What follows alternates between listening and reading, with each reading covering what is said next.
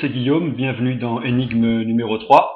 Certains sont déjà au courant, je suis en train d'écrire un 6e livre sur le thème du système idéal. Vous pouvez trouver des informations à ce sujet sur le site de Vternet TV, vternet-tv.com. Tout de suite, je laisse la parole à John qui va nous donner des informations sur Wikileaks et l'URSS. À toi, John. Oui, Guillaume, aujourd'hui nous allons parler de Wikileaks, qui confirme que l'URSS menait des investigations sur les ovnis. Après des années de spéculation, le site Wikileaks pourrait permettre de soutenir, une fois pour toutes, que l'intérêt de l'Union soviétique pour le phénomène ovni était immense. Dans une interview accordée à The Guardian en décembre 2010, Julian Assange confirmait que certains des câbles inédits de Wikileaks avaient pour sujet les ovnis.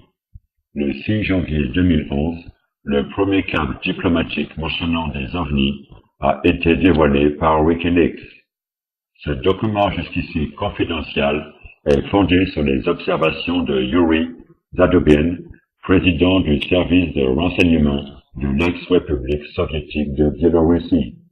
Le câble de l'ambassade américaine à Minsk révèle que Zadobin a écrit que, durant l'Union soviétique, des fonds presque illimités avaient été débloqués pour enquêter sur le phénomène OVNI. Wikileaks montre que l'Union soviétique n'était pas seulement intéressée par des objets volants mystérieux, mais que ses dirigeants cherchaient activement un contact, voire une abduction.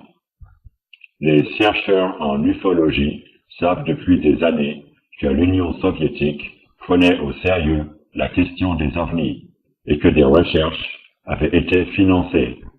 Toutefois, les propos de Yuri Zadobin constituent une nouvelle étape. On sait désormais que la préoccupation ovni n'était pas à la marge. Wikileaks prévoit de publier de nombreux câbles qui préciseront encore davantage à quel point et dans quelle mesure l'URSS s'est focalisée sur le phénomène OVNI et la vie extraterrestre.